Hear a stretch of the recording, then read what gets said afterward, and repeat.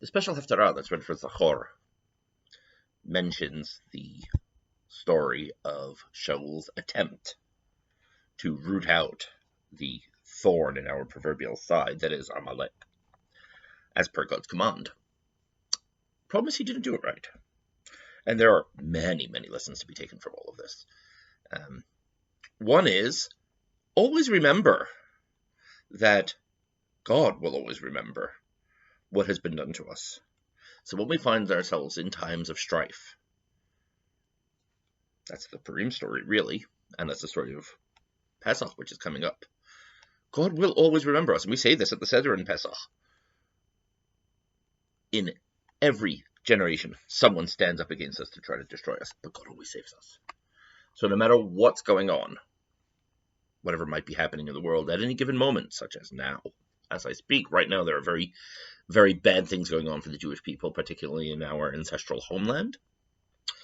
But we have to trust that God will always remember and will always take care of things in his own way, though. But you note that at the end of the story, Shaul gets into big trouble because he didn't follow the command of God exactly the way it was meant to be. And that's why we read this before Purim, because the bad guy in the story of Purim, Haman, was a descendant of Agag, the king of Amalek, whom Shaul neglected to kill when he was commanded to do so. If he had done what he was supposed to, Amalek would have been done, we would have had relative peace, and the whole Purim story never would have happened. So, yes, Purim is a joyous holiday, but really, it's a holiday that never should have happened. We should kind of be sad on Purim because we should never be celebrating, because we never should have been in danger from which we were saved, which we now celebrate. And that's through our own fault. The whole reason we're in exile now is because of our own fault. Our ancestors didn't do what they were meant to do, and they got kicked out of the land. Okay, well, that's not our fault, is it? No, but it's our fault that we haven't done what we need to do to get back. We haven't learned from their mistakes. God will always protect us, but we need to get up and we need to do what we need to do. And note that when they went to war against Amalek, they picked up their swords, and they picked up their shields, and they took their helmets with them. They didn't just sit back and say, God will take care of everything. We have to trust that God will take care of everything.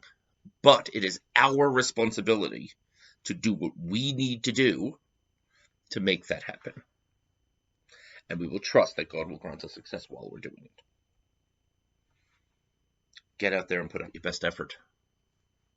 Ultimately in life, that's all you can do. You can't ever guarantee success. You put out your best effort, and what happens, happens. But all you can do is put out your best effort and just trust that the one in charge will make it work or won't as he sees fit. Ultimately, we'll always be taken care of. There's an easy way and there's a difficult way, and we don't always understand what's going on behind the scenes. We just put in our best effort, and we trust. Shabbat Shalom.